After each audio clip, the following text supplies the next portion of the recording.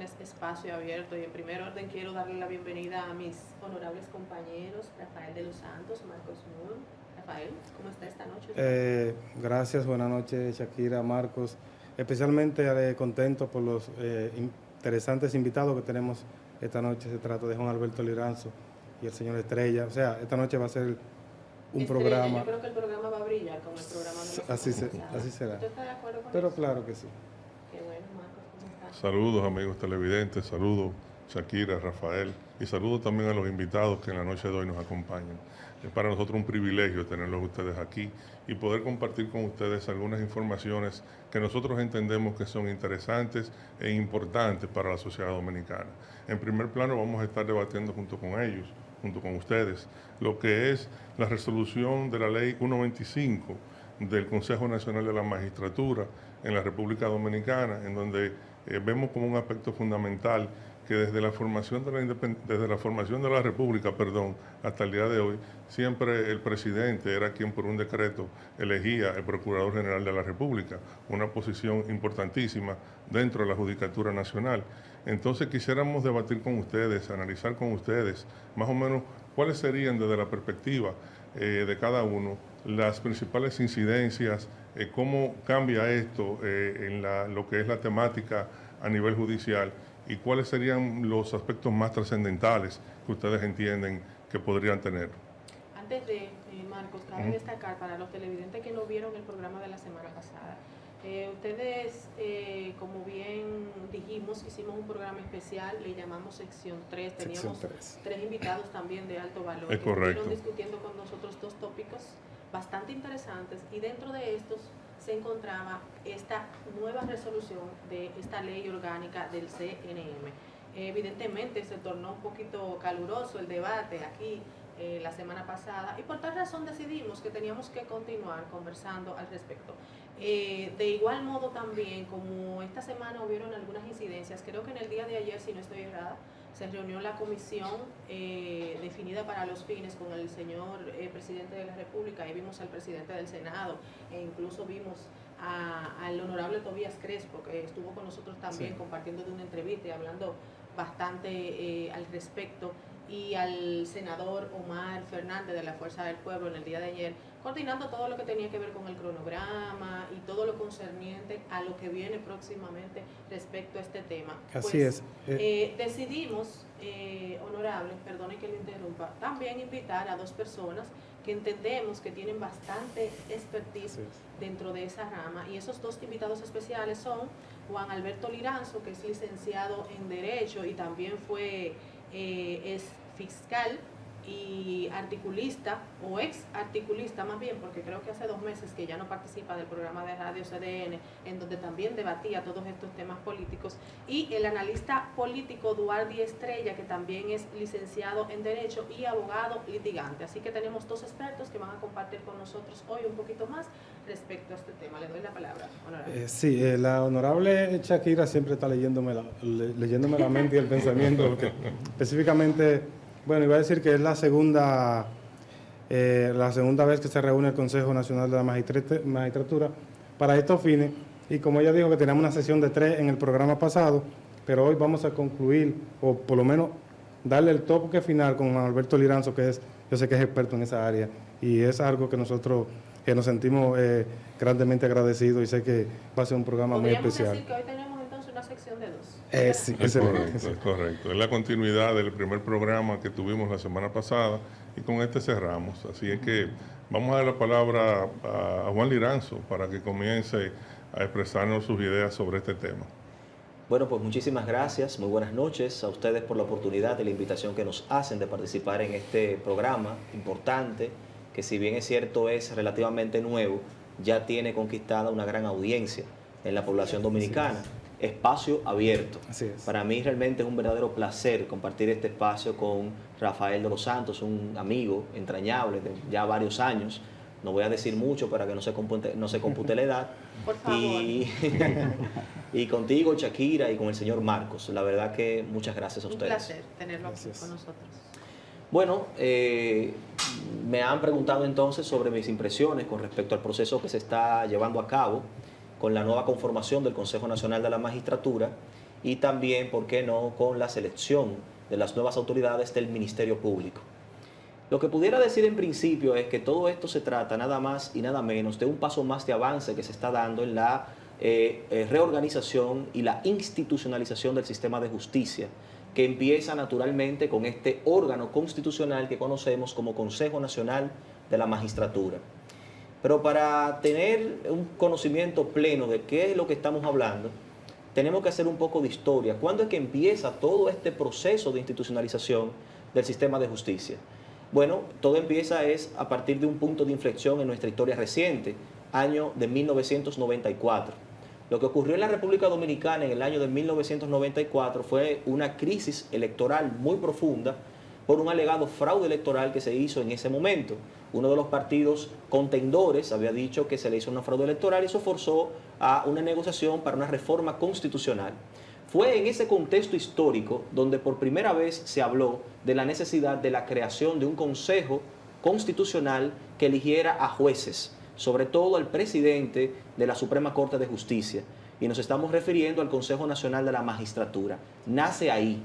A partir de esa reforma constitucional, que luego se viene consolidando con otras reformas, el Consejo Nacional de la Magistratura comienza a operar con categoría constitucional, eligiendo a los jueces.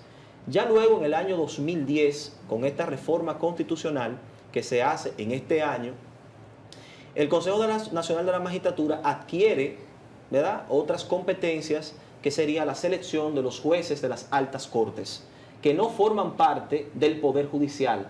Por ejemplo, el juez, el Tribunal Constitucional, el Tribunal Superior Electoral y el Tribunal Administrativo no son parte del Poder Judicial.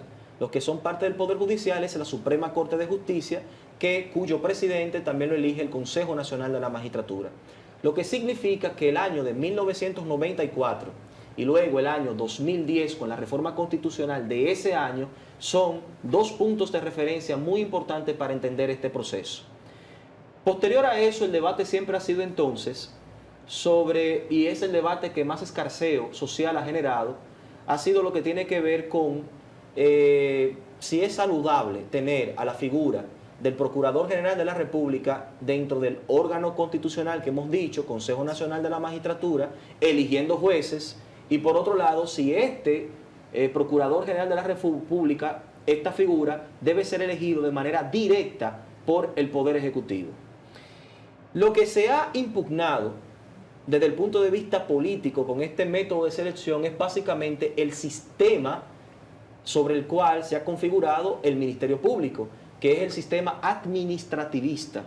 Los países que tienen un sistema administrativista son países donde el presidente de ese país elige de forma directa al titular del Ministerio Público o de la Fiscalía General de la Nación o de la Procuraduría General de la República. En República Dominicana se conoce como Ministerio Público, ni como Fiscalía General de la Nación, ni como Procuraduría General de la República. Entonces, ese fue el debate. Producto de ese debate se toma la decisión de hacer una reforma constitucional, la más reciente. ¿Para qué? Para sustituir a la figura del Procurador General de la República por el titular del Tribunal Constitucional y a su vez para imponer, mediante esta normativa, un nuevo método de elegir al Procurador General de la República, que sería la terna que presentaría el Poder Ejecutivo para que el Consejo Nacional de la Magistratura elija entonces al Procurador General de la República. Es en ese sentido que se ha hecho la reforma. Hasta ahora ha salido bien, ha sido aplaudida por la población y se han celebrado ya 2 reuniones del nuevo Consejo Nacional de la Magistratura, y la responsabilidad principal del Consejo ahora es definir el reglamento de aplicación de la Ley 125, que es la ley que modifica a la ley orgánica del Consejo Nacional de la Magistratura. ¿Por qué es una ley orgánica? Bueno, es una ley orgánica porque se desprende directamente de la Constitución. Una vez se decida este reglamento de aplicación de esta modificación de la 125, pues sería sencillamente ya elegir al nuevo procurador o procuradora de la República Dominicana. Entonces, dando esta explicación de lo que ha pasado del año 1994 hasta ahora, tendríamos que preguntarnos, ¿se ha dado un paso de avance ciertamente en el sentido y en la empresa de independizar o dotar de mayor autonomía al Ministerio Público? ¿Es saludable que así funcione? Desde mi punto de vista, yo pienso que sí, es un punto de avance importante, porque de alguna forma frena un poco el poder que tendría el Poder Ejecutivo de elegir al Procurador General de la República y obviamente a 7 de los 14 procuradores adjuntos. Sin embargo, con eso no se consigue todavía la plena independencia del Poder Judicial. ¿Por qué? Porque el Ministerio Público lo primero es que no es parte del Poder Judicial. El Ministerio Público es parte del sistema de justicia. Eso es lo primero. Y lo segundo es que para poder independizar completamente al Poder Judicial se necesita indefectiblemente una nueva reforma constitucional que tienda a modificar toda la composición del Consejo Nacional de la Magistratura para que los que lo compongan allí no sean figuras políticas. Entonces, con una nueva composición de ese Consejo, se puede elegir entonces más objetivamente a quien es el presidente de la Suprema Corte de Justicia.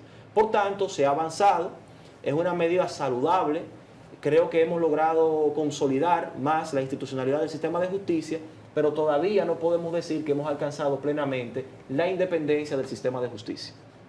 Wow, Esa es mi opinión. Me sorprende bastante que justamente los invitados que tuvimos la semana pasada coinciden con el comentario del señor Liranzo. Creo que todos estamos alineados, pero me gustaría saber qué opina Duarte Estrella al respecto. Bien, primeramente, muy buenas noches y gracias por la invitación. Saludos a Juan que está aquí me acompaña. Básicamente, yo concurro en la mayor parte de los planteamientos que Juan ha manifestado. Sabe que en relación a este tema hay una crítica permanente respecto de si efectivamente la forma que se ha, digamos que aprobado, de alguna manera le quita todo el poder al Poder Ejecutivo de poder incidir en la elección de quien dirige el Ministerio Público. Y la realidad es que no hay ninguna forma de elección perfecta, no existe. Y por más que podamos tratar de alguna manera desvincular al Poder Ejecutivo de la selección de quien dirige el Ministerio Público, tú no lo vas a lograr. Pero sí hay posibilidades de alguna manera ir limitando ese poder. Muchas personas dicen, bueno, pero es que la terna que va a presentar el Poder Ejecutivo es una terna que evidentemente va a estar influenciada por el interés político de la persona que dirija a la nación, el presidente en este caso. Pero ¿y cómo se hacía antes de esta reforma? O sea, ¿cuál es la mejor opción?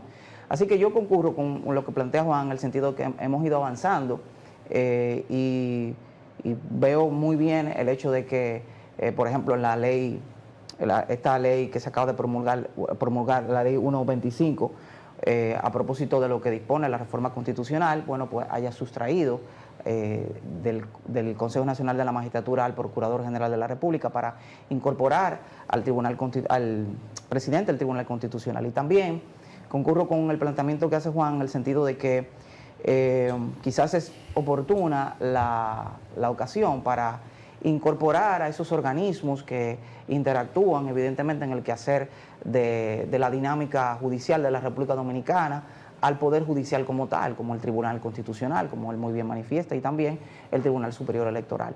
Así que yo entiendo que perfectamente el Consejo Nacional de la Magistratura lo que está tratando en esta ocasión es de validar o concretar un logro que digamos que vemos como avance en la sociedad en cuanto a lo que tiene que ver con la independencia del Ministerio Público. Ahí mismo, en esta resolución, en la 125 del Consejo Nacional de la Magistratura, ¿se estableció algún criterio para que una persona, un abogado, pueda ser Procurador General de la República?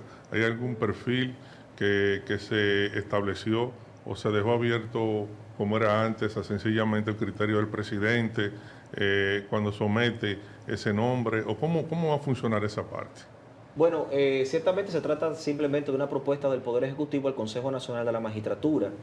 Lo importante de esta medida es que ya no queda en el criterio absoluto de quien sea el titular del Poder Ejecutivo, sino más bien que, si bien es cierto propone, hay todo un consejo colegiado que va a decidir la pertinencia o no de esa propuesta. Y pienso también que la composición del Consejo Nacional de la Magistratura es una composición equilibrada, porque aunque ciertamente está compuesto por figuras que son esencialmente políticas, también hay un tema de juego de pesos contra pesos. Sí. Está el presidente de la Cámara del Senado, pero también hay un senador contrario al partido del presidente de la Cámara del Senado. Ciertamente está el presidente de la Cámara de Diputados, pero hay un diputado que debe ser contrario al partido del presidente de la Cámara de Diputados. Está también el presidente del Tribunal Constitucional ahora. Se ha sustraído, como ha dicho el colega Duardi, a la figura del Procurador General de la República, que es una figura, era una figura también eminentemente política. Por tanto, el criterio, el espíritu de conformación del Consejo Nacional de la Magistratura es un espíritu colegiado, es un espíritu equilibrado y por tanto da mayores síntomas, ¿verdad?, de objetividad a la hora de elegir la propuesta o de decidir la propuesta del titular del Poder Ejecutivo. Criterios de la persona que debe proponer el Poder Ejecutivo. Bueno, estos criterios son impuestos más bien de forma consuetudinaria, vamos a decir. ¿Qué se espera de la persona que sea propuesta por el presidente? Bueno, se espera que sea una persona proba, se espera que sea una persona con independencia de pensamiento, se espera también que sea una persona de independencia estructural. Yo diría incluso que puede ser muy saludable la selección de un perfil de un fiscal que sea auténticamente de carrera. La carrera del Ministerio Público existe. Hay fiscales que entran por concurso de oposición. Por ejemplo, yo duré 7 años siendo fiscal y yo soy un fiscal de carrera. Yo entré por concurso. Pero así hay cientos de fiscales que también entraron por concurso. Por tanto, la selección de este perfil debe ser algo así. Un fiscal de carrera puede ser una persona que históricamente no haya estado vinculada a ningún partido político, una persona que haya mostrado en su hoja de aportes un servicio transparente, probado, de aportes al país y al sistema de justicia, puede ser ciertamente un buen perfil a tomar en cuenta por el Poder Ejecutivo. Y es que quería agregar sobre algo que tú planteas, Juan, y es que cuando nosotros respetamos el régimen de carrera, lo que estamos de alguna manera es garantizando que la elección que vamos a hacer es una elección, no digamos que perfecta tampoco, pero es una elección con pocas probabilidades de vinculación política. Porque cuando abrimos la posibilidad para que el órgano que elige, que en este caso el Consejo Nacional de la Magistratura, pueda elegir dentro de un abanico más amplio, bueno, pues no podemos negar la posibilidad de que entonces el presidente de la República, al someter esa terna, tenga criterios amplios y que en ese sentido se escojan candidatos que probablemente no sean candidatos que, como muy bien manifiesta Juan, hayan discurrido en el tiempo, en el ejercicio, y eso definitivamente redunda digamos que en el ejercicio de una labor más eficiente en la administración pública y en este caso al frente del Ministerio Público. Hay un término que me resulta a mí preocupante, digo, no sé si tengo... Sí. Claro. Hay un término que a mí me resulta preocupante, que se constituye en un neologismo de las ciencias políticas contemporáneas, que es el término del presidencialismo hipertrofiado o del hiperpresidencialismo, que considero que impera en República Dominicana. Basta con estudiar un poco la Constitución para darnos cuenta que si ciertamente hay un sistema de pesos y contrapesos, todavía hay síntomas de hiperpresidencialismo en la República Dominicana, que se debe fundamentalmente a nuestra historia dictatorial y caudillista que hemos tenido desde el año de 1844 hasta la fecha. Y en ese contexto, entonces, también siento con preocupación una confusión que puede haber con respecto al Ministerio Público y al Poder Judicial. Y debemos insistir que el Ministerio Público no es parte del Poder Judicial, que lo que se debe buscar es la independencia del Poder Judicial. El Ministerio Público es sencillamente un órgano del sistema de justicia y que cada fiscal que esté en un tribunal representa al Estado. Es muy buena esa aclaración. Exactamente. Entonces debemos de consolidar más bien la autonomía del Ministerio Público. ¿Qué significa la autonomía? Significa que los agentes del Ministerio Público tomen sus decisiones dictaminadas conforme a la ley, no conforme a ningún mandato político. Pero, independencia pura y simple jamás podrá ser, porque es que siempre representa al Estado. Así es. Exactamente. Un fiscal representa al Estado, eso hay que entenderlo. Por tanto, yo pienso que lo que se ha hecho, como hemos mencionado al principio, constituye un paso de avance importante y que debe aplaudírsele a la nueva administración de gobierno. Eso es algo encomiable lo que se ha hecho. Pero también debe entenderse que eso que se ha hecho es buscando la consolidación de la autonomía del Ministerio Público. Aunque no estoy de acuerdo con el hiperpresidencialismo ni con el presidencialismo hipertrofiado, entiendo que cuando entendemos la nomenclatura institucional del Ministerio Público, no es saludable de que el Ministerio Público se desprenda totalmente del Poder Ejecutivo. No es saludable. ¿Por qué? Porque representará siempre el Estado. Hay algo que se llama política pública contra la criminalidad. Y esa política pública está llamada a hacerlas ¿quién? El Poder Ejecutivo, como gobierno central, de la mano del Ministerio Público. Una de las funciones, de hecho, del Ministerio Público es aportar a la definición o diseño de la política pública contra la criminalidad. Porque el Ministerio Público tiene una función reactiva, reaccionar frente a los delitos, pero también tiene una función preventiva. Y esa función preventiva está en el campo del diseño de políticas públicas contra la criminalidad. Entonces, hay que entender bien la nomenclatura del Ministerio Público. Hay que entender bien el orden constitucional y hay que entender bien cómo funciona la democracia representativa para tener un mejor diagnóstico y hacer mejores propuestas. Es importante lo que usted acaba de decir, porque definitivamente entre los perfiles y los criterios que uno aspira a que ese próximo procurador general de la República que va a tener el país tenga una visión clara precisamente sobre la criminalidad. O sea, hay muchos aspectos de la vida diaria del dominicano que quedan afectadas en cuanto a la forma en la que la justicia enfrenta la criminalidad común, desde el robo en una casa o un celular en la calle, lo que sea, hasta la corrupción administrativa desde el mismo Estado.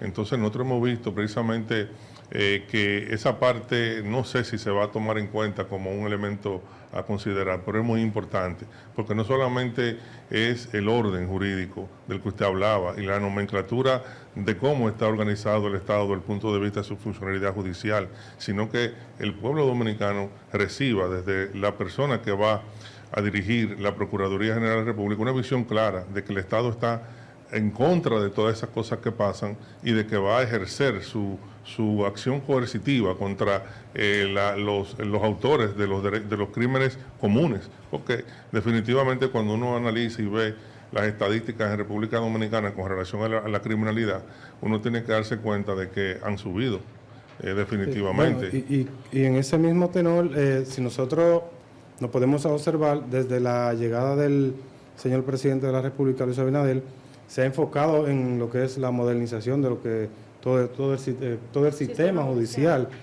Y con esa reforma constitucional que vimos también el año pasado, que tuvimos la oportunidad de tener una nueva constitución, pues yo quisiera preguntarle al honorable Liranzo o al honorable Estrella también, que muy bien han diseminado estas informaciones, que yo sé que el pueblo va a quedar satisfecho con ella. Esta reforma constitucional va en consonancia con lo que es la nueva ley 1-25, y también quisiera que me dijeran también si tendremos procurador en el próximo mes de febrero. ¿Usted quiere? Bueno, el consultor jurídico del Poder Ejecutivo, creo que el día de ayer, manifestó que para el mes de febrero vamos a tener un nuevo Procurador General de la República. Entonces, vamos a tomarle la palabra. Y en cuanto a lo de la ley 1-25, evidentemente que está en consonancia con la reforma constitucional que se ha promovido. Es un resultado de esa reforma constitucional. Y bueno, la realidad es que vivimos en un país en donde por la dinámica de la pugna política, digamos que a los partidos políticos se les hace muy difícil el admitir cuando digamos que un contrincante político hace algo que está bien. Y yo creo que es de justicia decir que realmente lo que se está tratando de hacer con el tema de la independencia del Ministerio Público, la autonomía del Ministerio Público, es algo que debemos resaltar como una iniciativa positiva por parte de este gobierno. O sea que perfectamente... Bueno, estamos como que alineados, porque justamente les iba a preguntar que cuáles son esos sectores que han criticado o han decidido no apoyar la resolución de esa ley. Y entiendo que, visto todos los comentarios que obtuvimos la semana pasada con sección de 3, el programa especial que realizamos, y la opinión de ustedes y otros comentarios que hemos escuchado de parte de la sociedad, entendemos que todo el mundo está relativamente de acuerdo, excepto los partidos de oposición. pero Sí. ya sabemos que eso es Eso es parte. relativamente Sí, el presidente normal. Leonel Fernández, por ejemplo, siempre ha sido un crítico de la postura del presidente Abinader en cuanto a este tema, manifestando que el Ministerio Público es independiente. Y yo creo que ahí él, no voy a decir que peca de ingenuo, porque ingenuo no es el presidente Fernández, porque la realidad es que no estamos hablando de que, tú no puedes decir que una persona X es independiente si esa persona la designas tú como presidente de manera directa. Es correcto. Si tú tienes digamos que una implicación. influencia directa en ese funcionario. Claro que es independiente, claro que él puede decir, escoger entre una cosa y la otra, pero la realidad es que la forma en la que es designado de alguna manera te indica a ti que esa persona va a la función pública, y bueno, no quiero referirme a nadie en particular, pero va a la función pública con un alto nivel de compromiso.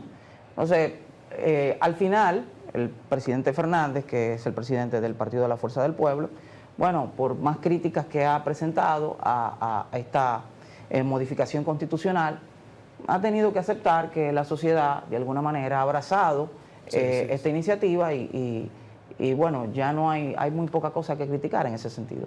Bueno, yo lo que pienso es que ciertamente ha habido ideas encontradas por parte de la clase política de la República Dominicana con respecto a este tema, y eso se ha debido a que imperan en nuestro país dos formas de pensamiento.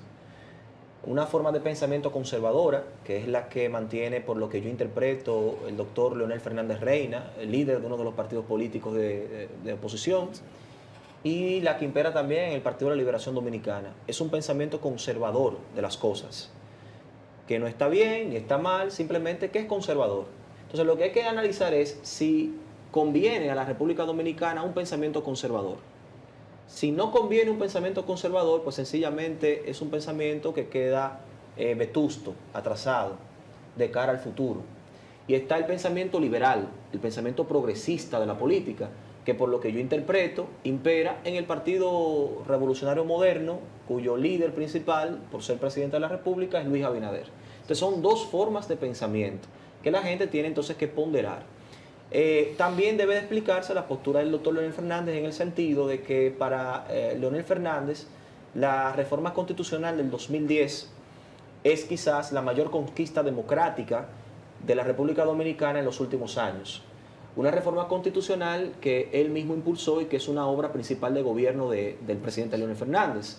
Y hay que ser justos, esa fue una buena reforma constitucional. De hecho, yo creo que una de las mejores constituciones es la del 2010.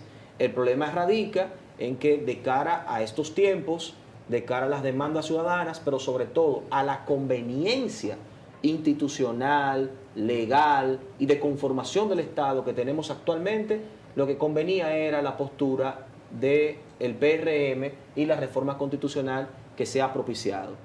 Yo quizás hubiese apoyado ese planteamiento si yo fuera de oposición, o sea, si yo fuera político y fuera de oposición, yo hubiese apoyado el pensamiento liberal, aquel que postura el presidente de la República, Luis Abinader, porque es el que convenía.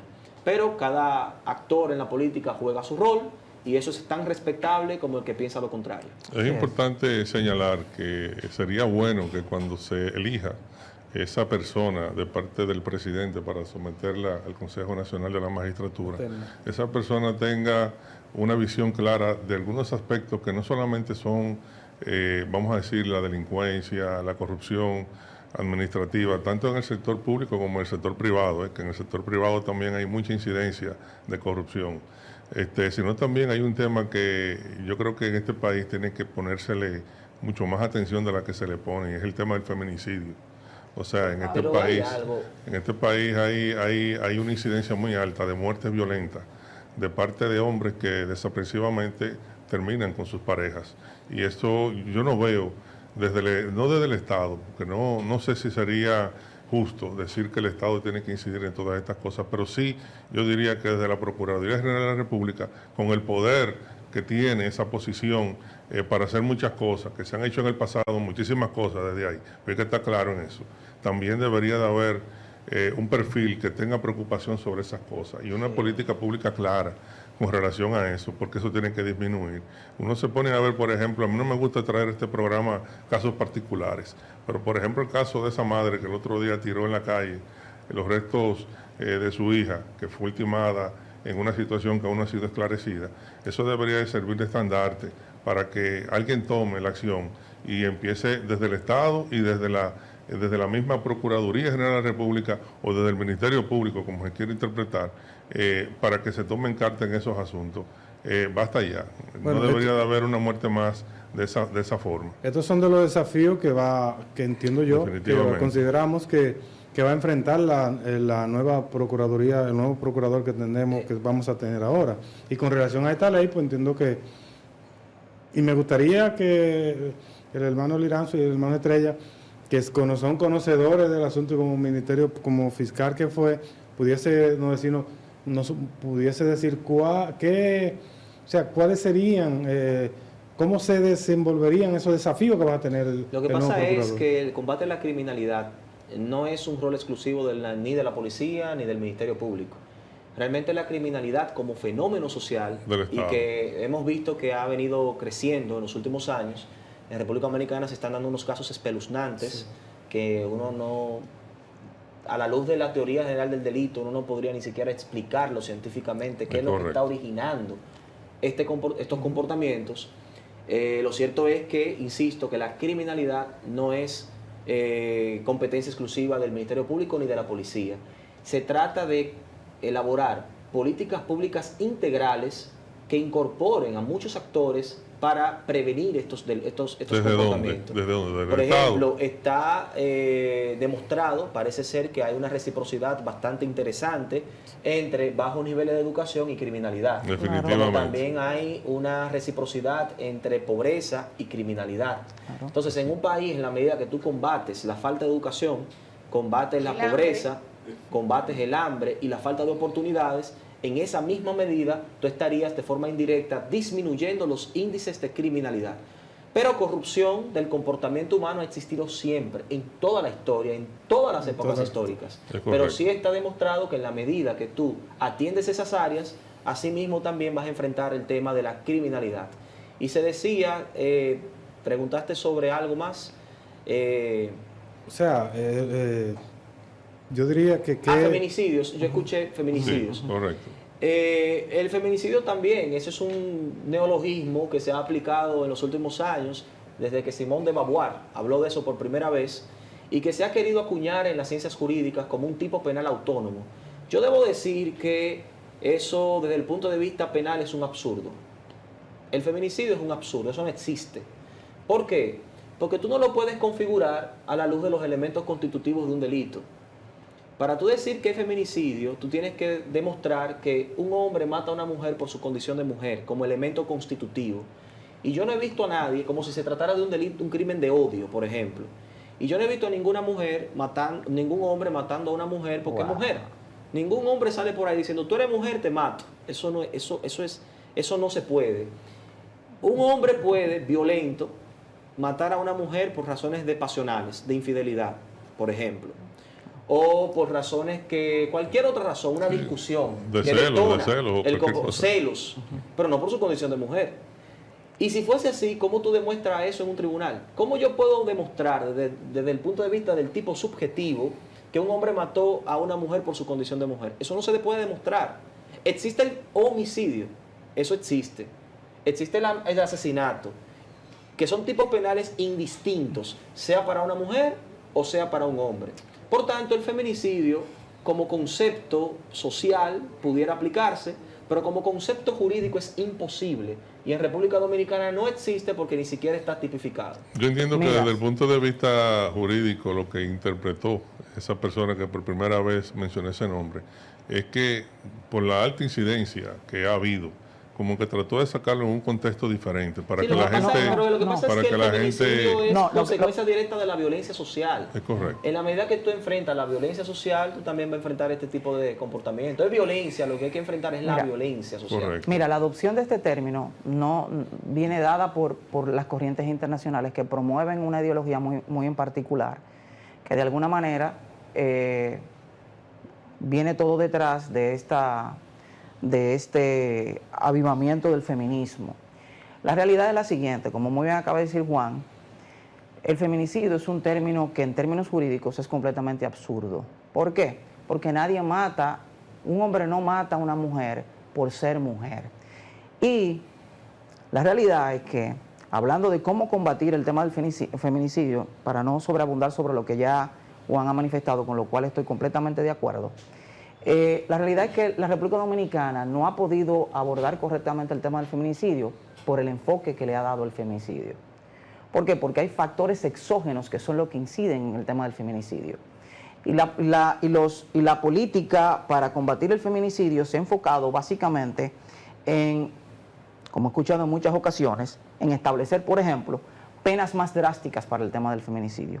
Pero eso es un absurdo completo, es un absurdo total, porque probablemente más del 70% de los hombres que matan a la mujer terminan suicidándose. Entonces, ¿para qué tú vas a robustecer, digamos, que un cuerpo sancionador o digamos que un sistema sancionador para alguien que decidió matar a su pareja y decidió matarse también él o suicidarse? Al final de cuentas, es una condición, es un tema completamente pasional. ¿Y cómo tú atacas esas cosas? Atacando factores exógenos. Yo estoy perfectamente de acuerdo con lo que está haciendo la ministra de Interior y Policía, Farideh Raful, porque lo que hay detrás de lo que ella está haciendo es precisamente un enfoque en esos factores exógenos. Está perfectamente demostrado también que el alcohol es uno de los elementos que inciden más en el tema de la violencia. Y está también perfectamente demostrado que este tipo de reuniones clandestinas que se dan con alcohol, vamos a poner el nombre bueno, perfectamente, inciden también en el tema de la violencia. Entonces, cuando la República Dominicana o el Estado se enfoca en esas cosas, en una sociedad que avanza en su deterioro moral, que es precisamente lo que promueve todas estas cosas, porque es el deterioro moral lo que promueve todas estas cosas. Y si el Estado se enfoca en rescatar los valores, empezar a trabajar en esas cosas, o sea, vamos a tener evidentemente una disminución en este tema de la violencia, pero nos estamos enfocando en otras cosas. Hay un sector de la sociedad que siempre está, diría yo, monitoreando y aportando o opinando, diría yo, en todo esto. La sociedad civil. ¿Qué consideran ustedes que podría aportar en este sentido? Pero lo que pasa es que, ¿qué es la sociedad civil? ¿A qué llamamos sociedad civil? Bueno, hay unas organizaciones... Yo comprendo, pero ¿quién representa a la sociedad civil? ¿Qué es la sociedad civil? ¿Es un grupo de presión? ¿Es un partido político? ¿Qué es la sociedad civil? Lo que pasa es que hay grupos, y perdón que te interrumpa, hay grupos que se han apoderado de el tema de la sociedad civil. Desde el punto de vista conceptual de la gente. Exacto. Es el pueblo. Entonces, ¿quién canaliza el sentir del pueblo? Pero aquí tenemos unos grupos que ellos se llaman ser la sociedad civil. Los feministas. Los feministas, la participación ciudadana, varios. Entonces, esas son la gente que siempre están... Bien, y yo una pregunta. Cuando un miembro de la sociedad civil ocupa un cargo de gobierno, por ejemplo, deja de ser sociedad civil, ya es del partido político del gobierno. Yo entiendo... Buen punto. Sí, yo pregunto porque el tema es, ¿qué es lo que son? ¿Somos sociedad civil? ¿Somos partidos políticos? ¿Qué es lo que somos? Depende de donde nos encontremos. Exacto, en el lugar que se coloque. Pero interesante la pregunta. Ha sido muy interesante la participación de ustedes dos aquí. Yo entiendo que desde el punto de vista real, la sociedad dominicana ha avanzado con esta resolución. Creo que vamos por buen camino. No se logra todo en un día. Debemos de tener una visión clara de hacia dónde vamos y dónde estamos. Y creo que hay que reconocer al presidente sus buenas intenciones de que el país avance en términos institucionales. Les agradecemos a Juan Liranzo, a Eduardo Estrella, su participación en el día de hoy junto con nosotros y por su gran capacidad analítica. Los comprometemos a que vuelvan de nuevo este espacio abierto. Eduardo se queda hablando de geopolítica. Y yo quisiera preguntarle algo antes de que ustedes dos se retiren. No, que el que se va soy yo. Antes de que usted se retire, ¿usted es de las Estrellas, de las Águilas, del Escogido o del Licey? Yo soy del Licey. Somos dos, vamos a ganar. Vamos a ganar. No, soy escogidista. Aunque pareciera que no, pero sí, somos Del Licey. del Licey. Señores, muchísimas gracias por permanecer con nosotros. Volvemos en breve. Por supuesto, antes de que nos vayamos a una pausa comercial, agradecer de manera especial al licenciado Juan Liranzo Sí. por su participación, habernos acompañado en el día de hoy. Muy Como buena. decía el licenciado Marcos Mura acá, las puertas de Espacio Abierto están Siempre abiertas. que me para usted inviten, vuelva a porque participar. no puede llegar a una casa ajena sin que No, esta casa es suya, esta casa es suya. Ustedes mismos hicieron una brecha entre algunos tópicos que yo entiendo vamos a considerar para próximamente tener otros programas especiales con estos grandes invitados. No se muevan, volvemos en breve. Gracias. Gracias, de verdad. Muy, Bueno, Gracias. gracias. muy buena. En breve regresamos con Espacio Abierto.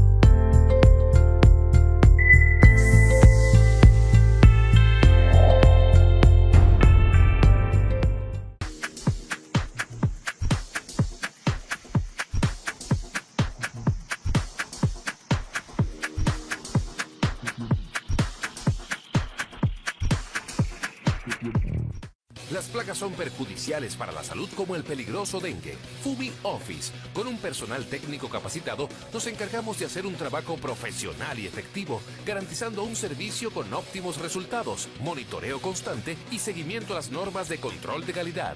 Fumi Office, somos expertos en el control de cucarachas, moscas, mosquitos, ratas y el fastidioso comején. Contáctenos al 809-535-2407, en la mañana, en la tarde y en la noche, 24/7 durante todo el año. Fumi Office, sin tregua con las plagas. La Alcaldía del Distrito Nacional trabaja en 270 filtrantes e invernales, 350 metros lineales de alcantarillas y 32 registros que la Alcaldía del Distrito Nacional está construyendo para mitigar los efectos de las lluvias producidas por el cambio climático. Seguimos transformando Santo Domingo. Alcaldía del Distrito Nacional. En Idopril, velamos porque los derechos de seguridad laboral de los trabajadores sean respetados a través de la Ley 397-19, beneficiando así a más de 2 millones de empleados en el sector público y privado. Idopril, salud y seguridad laboral, responsabilidad de todos. Para más información, accede a nuestro portal web www.idopril.gov.do. En Voz puede disfrutar de la expresión de la tarde con los destacados periodistas y comunicadores Adolfo Salomón, que ayer el presidente Luis Abinader, Carmen Curiel, quizás la inteligencia, Roberto Gil y Ángela Costa. posición del presidente. De lunes a viernes de 3 a 5 de la tarde, la expresión de la tarde por Voz Canal 85 y en nuestras redes sociales @tvn24.do, @VozMediaNet, en TikTok @tvn24do, en nuestra página web Voz Media Network, en YouTube Voz Media Network, TVN24DO. Continuamos con Espacio Abierto.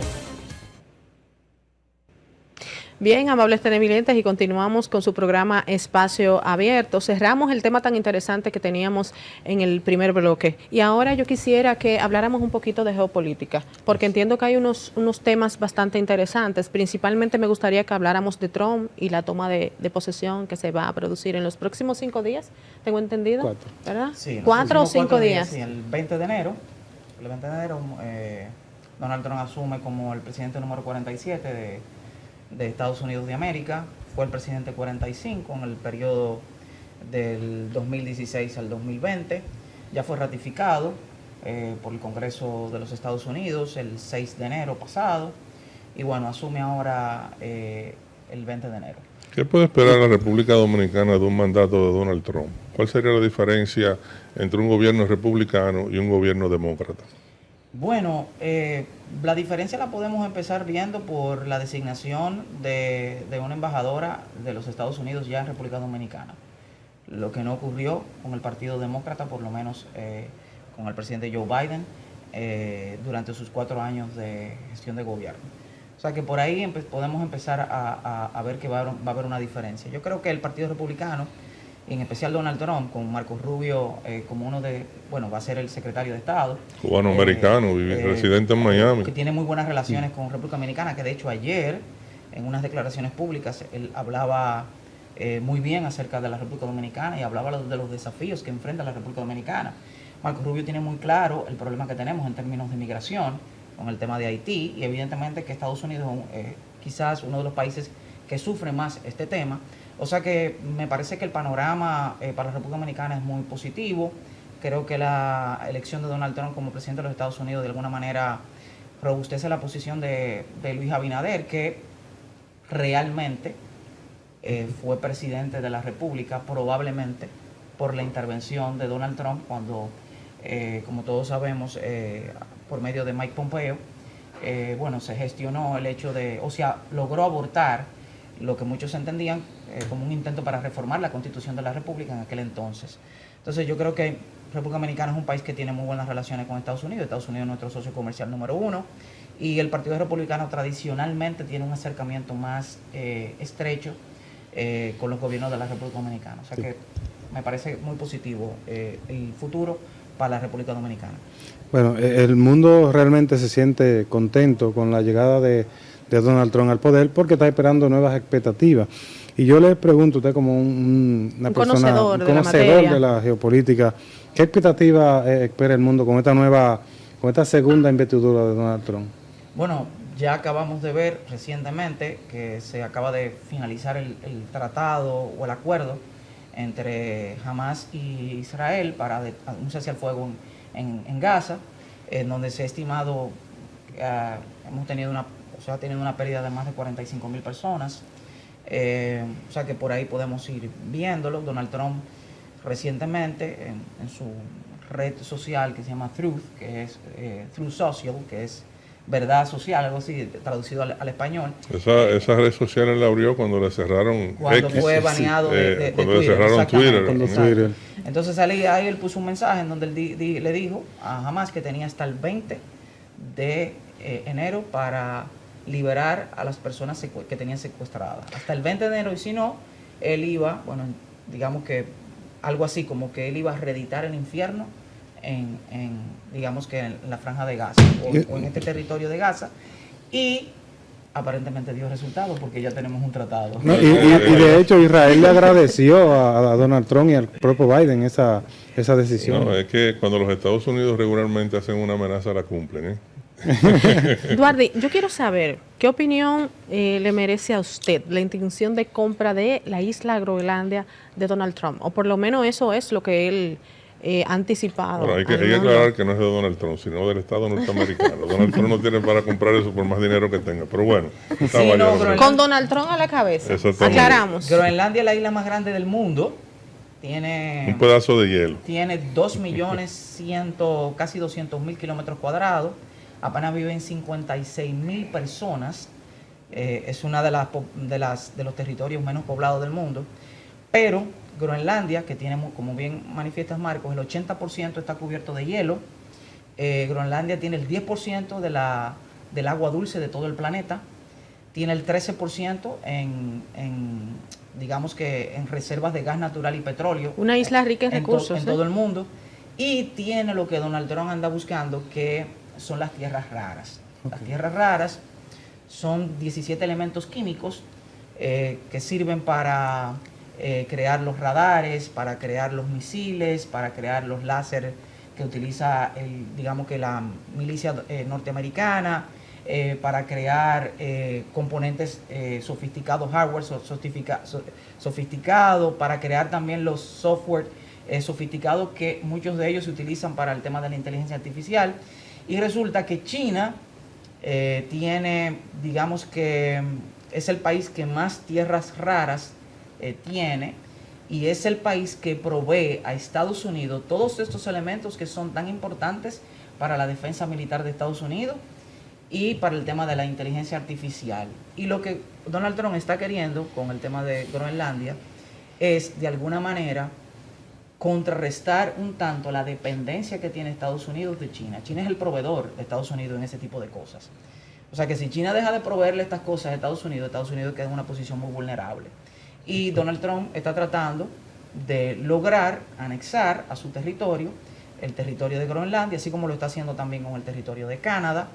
Y bueno, vamos a ver qué hay detrás de todo eso. Panamá, Canal de Panamá, porque el Canal de Panamá es un punto muy estratégico. El presidente actual de Panamá y el anterior han sido, digamos que un tanto permisivos, o permisivos no, un tanto amistosos con el gobierno chino. Y bueno, Donald Trump está un tanto molesto por el hecho de que incluso se dice que una parte de la operatividad del Canal de Panamá está en manos de los chinos, algo que molesta bastante a Trump.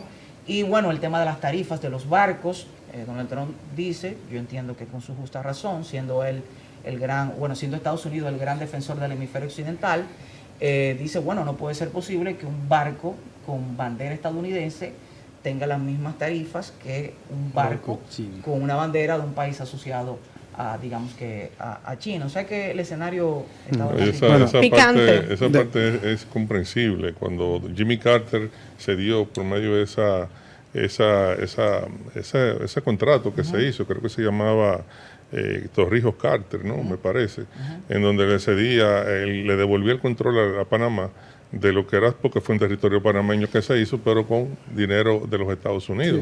Y definitivamente yo entiendo que Donald Trump tiene razón. O sea, yo hago el Canal de Panamá, entonces tú me cobras a mí por yo pasar por algo que yo hice. Pero te lo dejé como un legado histórico, geográfico y estratégico en la humanidad. Y me cobra la misma tarifa que y me cobra lo mismo. Pero ellos tuvieron el control desde 1914 hasta 1999, creo que fue. Sí, pero el mundo ha cambiado de allá para acá. Estados Unidos es el gran, digamos que gendarme o guardián del hemisferio occidental. Estados Unidos lo que está tratando es simplemente, Donald Trump, fortalecer su posición geopolítica en el hemisferio y de alguna forma también independizarse de China en todas estas cosas de las cuales depende. ¿Y en qué nos beneficiaría entonces la República Dominicana si Donald Trump, porque lo que está diciendo es que va a impulsar, lograr de nuevo el control de ese Canal de Panamá? ¿En qué no? Bueno, la realidad es que si nosotros si tú eres amigo de un amigo, ¿no, verdad? De un amigo que es un gran amigo, una persona que digamos que tiene una posición de predominancia en una circunstancia en particular, si ese amigo se robustece, tú te robusteces también. Marco Rubio decía que Panamá influyó para que China, el gobierno de Danilo Medina, le negara ese acuerdo que tenía con Taiwán y volviera y se hiciera ese acuerdo con China. Entonces, ¿usted piensa que con este gobierno de Donald Trump, Luis Abinader, un gobierno diferente al de Danilo Medina, pudiésemos volver a Taiwán? Es que a mí me parece que, no sé, y eso es una cuestión muy particular del presidente de la República. Evidentemente que sería un desaire a China. China también hay que reconocer que es la segunda potencia económica del mundo en este momento. Y bueno, no sabría decir, sería una posición bastante difícil, una decisión muy difícil. Yo creo que Donald Trump está empezando un cuatrenio en donde él mismo se está poniendo muchos retos en poco tiempo. Han habido logros, como habíamos mencionado anteriormente, principalmente deteniendo esa guerra que ha dejado miles de muertos. Pero yo entiendo que hay que dar un poco de tiempo a Donald Trump y ver cómo todas esas cosas que él dice se manifiestan no solamente en la sociedad norteamericana, como por ejemplo la devolución de los empleos producto de la manufactura de los vehículos, que él quiere devolver otra vez a los Estados Unidos. Siempre ha sido uno de sus sueños económicos, devolverle a Estados Unidos la independencia en la mano de obra, norteamericana en ese sector. Pero yo entiendo que hay que dar un poco de tiempo y ver cómo el primer año de Donald Trump viene matizándose, viene dándole forma en la sociedad dominicana. Y definitivamente estos temas nunca 1 hora ni 20 minutos son suficientes para uno poder desarrollarlo de la forma en la que uno le gustaría, y más con un invitado como usted que tiene tantas luces y que tiene tanto conocimiento de estos temas. Cabe destacar, honorable, que yo tengo un amigo aquí que tiene un espacio, y yo creo que si nosotros nos cerramos ahora me lo voy a buscar como enemigo, así que tratemos de cerrar e invitar a Duarte para que nos acompañe en una nueva entrega de Espacio Abierto y podamos abordar con mayor nivel de detalle y otros temas. No, estoy a la orden, ¿verdad? Un privilegio para mí estar aquí, gracias por la invitación y quedamos pendientes. Muchísimas gracias por venir. Señores, Espacio Abierto, su programa de todos los sábados en la noche, y gracias por permanecer con nosotros a lo largo de todo este contenido. Nos vemos la semana que viene. Muchísimas gracias mediante. por estar No aquí. se olviden de seguirnos en las redes sociales para que estén enterados de cuál va a ser el tema y los invitados que van a acompañarnos la próxima semana. En Instagram nos pueden seguir como @espacioabiertodr. Nos vemos la próxima semana. Chao, chao. Thank you.